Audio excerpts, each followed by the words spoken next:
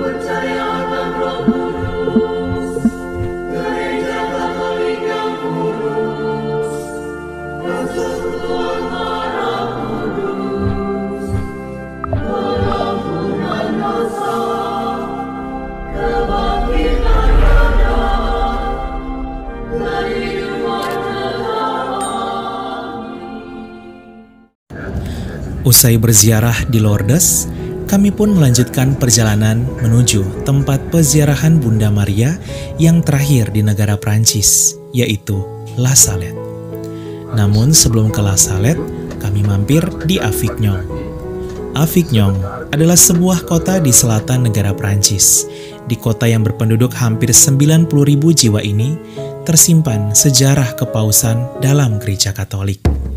Ya, kala itu di abad ke-14, situasi politik di Vatikan dan Roma mengalami kekacauan. Konflik yang terjadi membuat Paus Clemens kelima yang adalah pemimpin gereja Katolik kala itu memutuskan meninggalkan Roma dan pergi ke Avignon, Prancis demi keamanan. Avignon lalu berubah menjadi tempat tinggal yang baru bagi Paus sejak tahun 1305 hingga tahun 1378. Selama 73 tahun, sudah terdapat 7 Paus yang tinggal di Avignon hingga akhirnya kembali ke Roma. Saat ini kita akan menuju tempat di mana beberapa paus itu pernah tinggal di Avignon, Prancis. Situasi dalam gereja dan politik kala itu tidak stabil, makanya dari Roma mereka ke Avignon, Prancis. Jadi selama sekitar 70 tahun, tempat tinggal dari paus itu bukan di Vatikan atau Roma, tetapi di kota Avignon, Prancis. Dan kebetulan paus yang saat itu pindah ke sini itu orang Prancis dan dia tinggal di sini. Suasana dari kota Avignon di sore hari. Kita akan menuju bekas tempat tinggal paus dulu dan juga katedralnya. Dalam perjalanan menuju tempat kediaman paus dulu.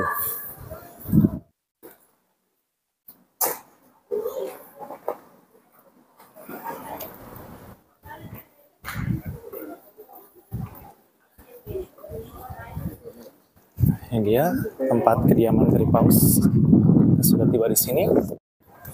Nah, disinilah tempat paus pernah tinggal selama sekitar 70 tahun ya. Lalu kemudian balik lagi ke Roma, Vatikan.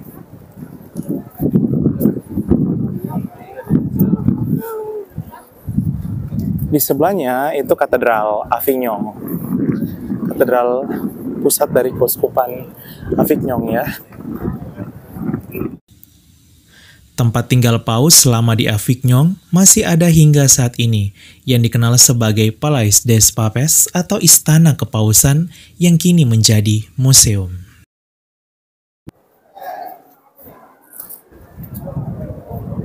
Kita masih menunggu untuk masuk ke dalam.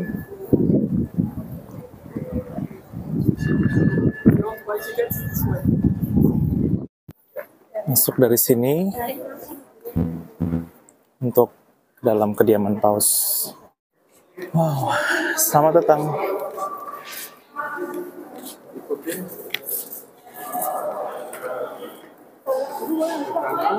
Ya. Paus dulu pernah tinggal di sini selama 70 tahun.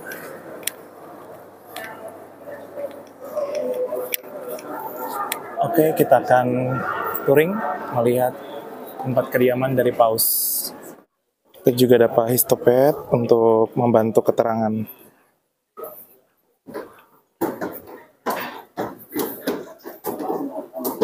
Ya.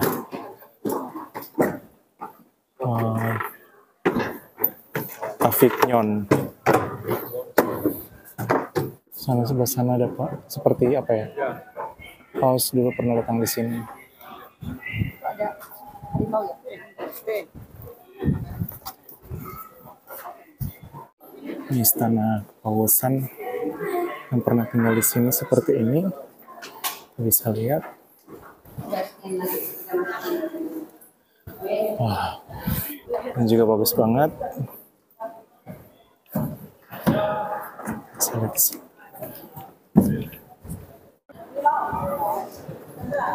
Sudah sampai di sini.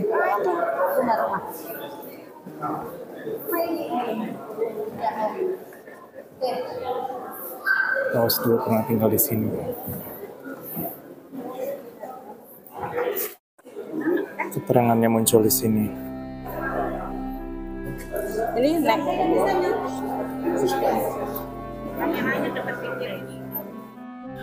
Nah, kurang lebih seperti ini ruangannya zaman dulu. Wow, keren banget ya, sahabat Katolikku, keren. Pastor bisa bantu apa artinya di konsistor, ini semacam karena yang berkumpul itu ya itu yang gereja itu, ya para kardinal, para uskup. Para kardinal dan para uskup berkumpul di sini kala itu. Pertemuan mereka. Ini gambar tempat tinggal paus zaman dulu. Istana, ya kurang lebih istana kepausan lah ya.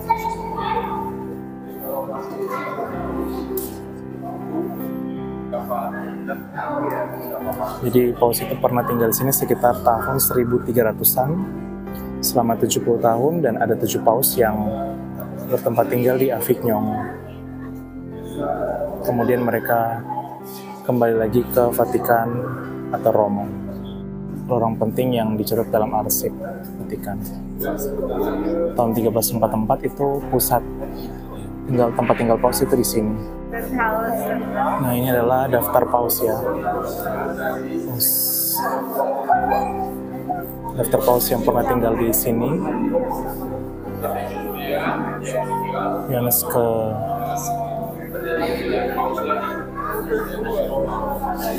ke-22 itu masih di Roma, kemudian saat Paus Clemens ke-5 itu tempat tinggal paus sudah berpindah di Avignon, Prancis ya, karena ya situasi yang tak memungkinkan. Kemudian paus selanjutnya ini, dan salah satu alasan paus pindah ke Avignon karena merasa tak aman ya. Nah, di sebelah sana itu peta dari paus yang tinggal di Avignon. Nah, ini ada Paus Clemens ke-6.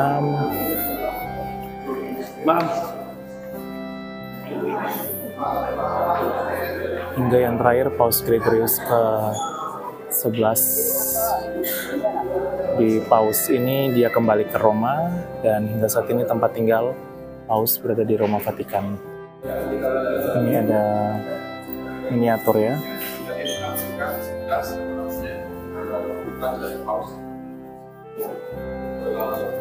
Ada 7 paus. Ini ada lukisan sebelah sini.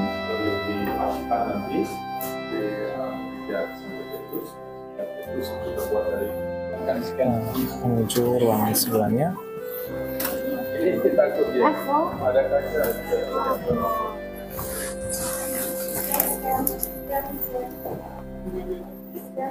Akan scan dulu untuk melihat keterangan.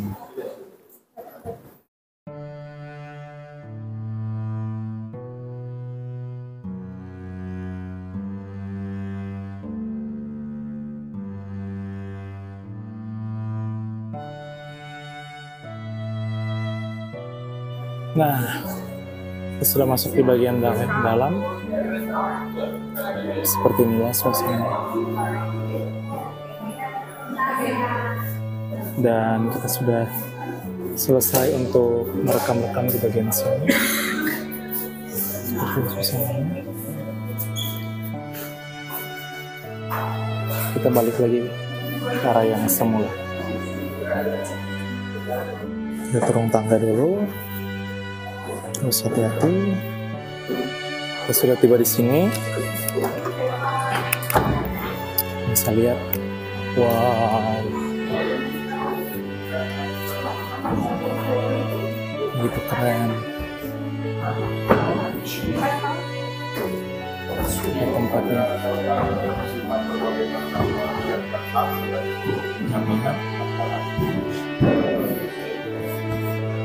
Dari Roma ke Avignon, pusat kekatolikan, tempat tinggal paus dulu. Ini ada buku batu ya. Ini dinding yang masih dipertahankan. Ini dia suasana aslinya di sini. Bisa lihat ya. Kurang lebih arsip-arsip buku di sini semua. Ini dia juga masih ada bagian sini. Sudah selesai dan kita akan balik lagi dan kita akan usahakan untuk melihat katedral ya. Hanya 1 menit dari sini. Seperti itulah suasana tempat paus tinggal dulu di Avignon, ada 7 paus.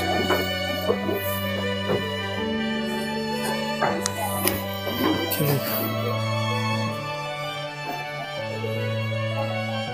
Tamannya dekat-dekat juga ada katedralnya di sana. Oke, kita akan lanjut.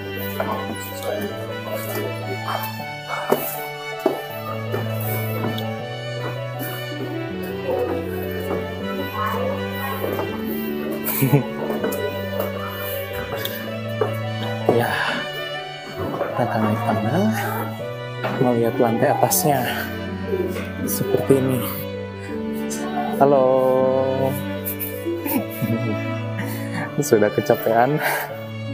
Ini dia, sudah tiba di sini.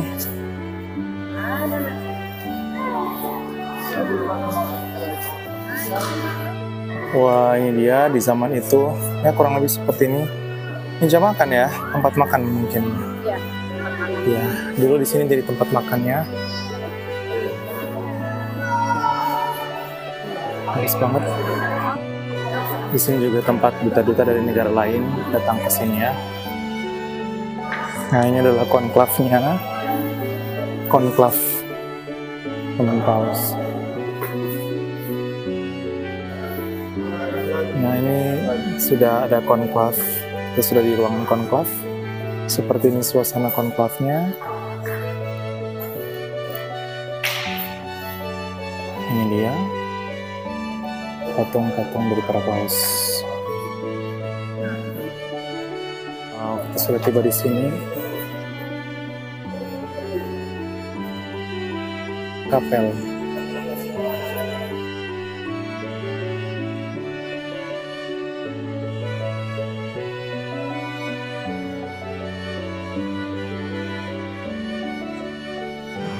Suasana kapel saat ini dan zaman dulu seperti ini.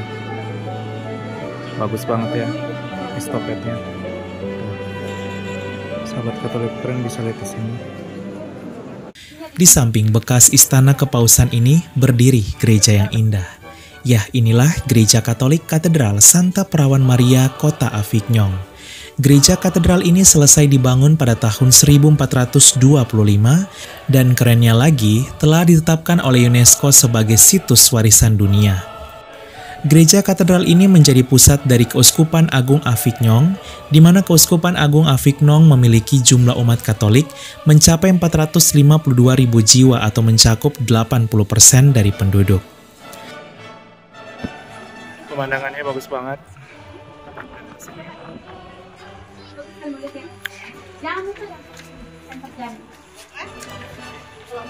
Bagus banget, sahabat Katolik keren.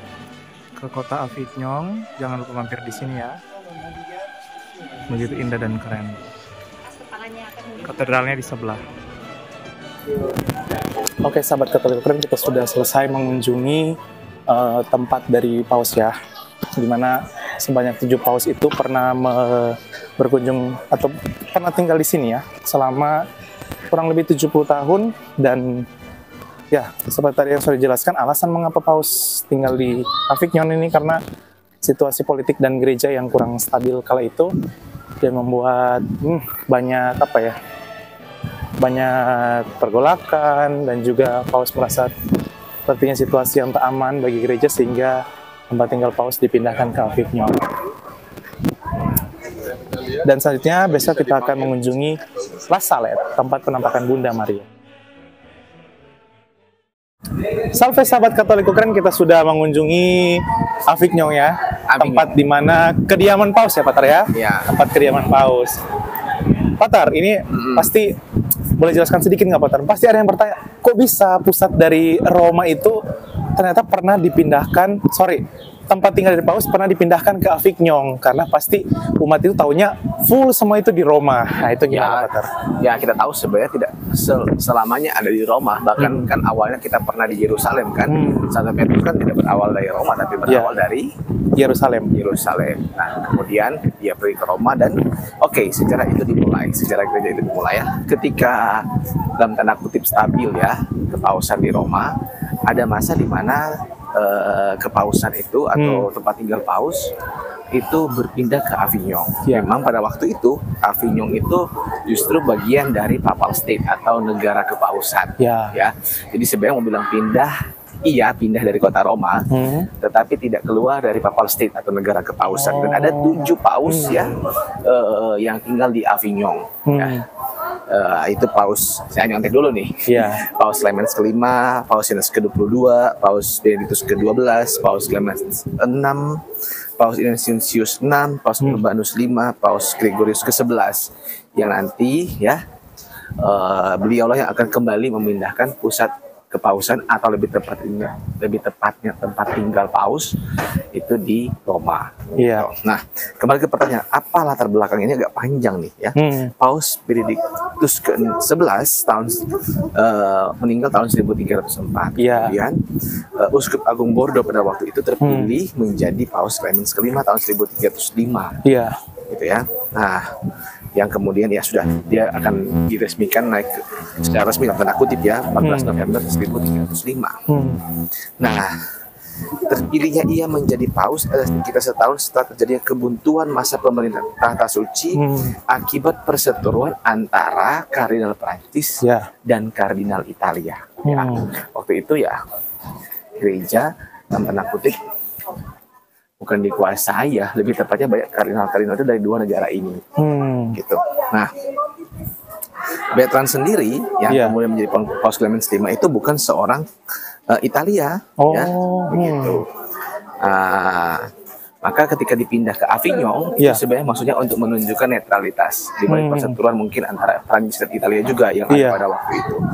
Nah, jadi ya kurang lebih seperti itu. Kenapa kemudian Paus pindah ke Avignon? Ada juga masalah di politik yang membuat akhirnya ya hampir 70 tahun bahkan lebih mungkin pusat pemerintahan itu bukan lagi di Roma tapi di Avignon. Dekat Santa Caterina dari Siena itu kemudian berpindah ke Roma lagi ke Roma. Jadi memang pada masa itu kalau ditanya ya tetap gereja barat gereja barat. Dan paus tidak keluar dari negara kepausan, cuma memang bukan lagi di kota Roma tapi di kota Avignon. Ada masalah politik antara paus dan Raja Prancis, antara maupun di dalam kolegium para kardinal itu sendiri ya. Nah, ya intinya adalah sejarah gereja itu bukan sesuatu yang ditutupi, termasuk ketika sejarah itu mungkin sejarah yang buruk dengan penilaian zaman sekarang. Mungkin juga sejarah itu adalah sejarah yang kelam dengan penilaian masa sekarang. Mungkin juga itu adalah sejarah yang menyakitkan hati dan mempunyai standar moral yang berbeda dengan zaman sekarang. Intinya ya, Roh Kudus tetap melingkupi gerejanya, menuntun gerejanya bahkan di masa-masa yang sulit sekalipun. Dan gereja ini sudah 2000 tahun lamanya, begitu ya. Sejak Tuhan Yesus mendirikannya, sejak Tuhan Yesus terangkat ke surga, gereja perdana sampai saat ini. Kelemahan-kelemahan para paus bahkan sejarah kepausan itu tidak tersembunyi. Jadi kalau ada yang mengatakan gereja menutupi, enggak, karena gereja justru mempelajarinya dan membuka arsip-arsip sejarah kita supaya kita bisa belajar daripadanya. Tidak pernah ada yang menutup-nutupi begitu. Ya tergantung kita aja mau membukanya atau enggak gitu. Jadi kalau seandainya ada yang bilang ini ada suatu konspirasi atau apa untuk menutup-nutupi, yaitu mungkin berlebihan lah gitu ya. Sahabat Katoliko keren, sampai di sini dulu peziaran kita episode ke-6 Avignon, tempat 7 paus pernah tinggal sebelum akhirnya kembali ke Roma dan Vatikan. Selanjutnya kita akan berziarah di La Salette, situs peziarahan Bunda Maria yang paling terkenal di Prancis selain Lourdes dan Pontmain. Ditunggu ya di episode selanjutnya. Katoliko keren, salve! Salam Maria, penuh rahmat, Tuhan sertamu. Salve sahabat Katoliko keren, mari bersiarah bersama kami pada tahun 2025, mengunjungi 7 negara di Eropa Timur, yaitu Polandia, Republik Ceko, Jerman, Austria, Slovenia, Bosnia and Herzegovina, dan Kroasia. Kita akan mengajak kalian bersiarah ke tempat penampakan langsung Tuhan Yesus kepada Santa Faustina pada tahun 1931 di Polandia, yang kemudian kita kenal sebagai Yesus Sang Kerahiman Ilahi. Tak hanya itu, kita juga akan mengajak kalian mengunjungi situs peziarahan Bunda Maria yang paling terkenal di Eropa Timur, di mana menjadi lokasi penampakan Bunda Maria pada tahun 1981. Ziarah ini akan dilaksanakan dari tanggal 29 Juni sampai 12 Juli 2025. Yuk segera daftar karena kuota terbatas hanya untuk 30 orang saja. Untuk info selengkapnya dan pendaftaran hubungi nomor WA 082395354851.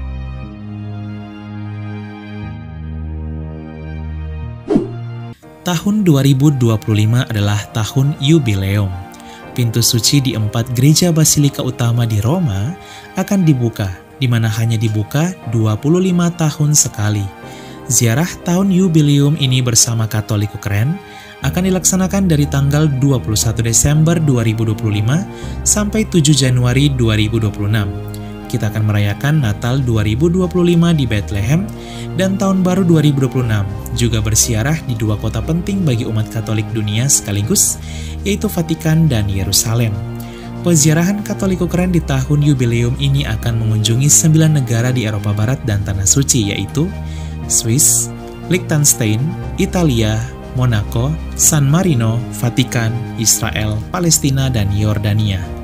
Yuk segera daftar karena kuota terbatas hanya untuk 30 orang saja.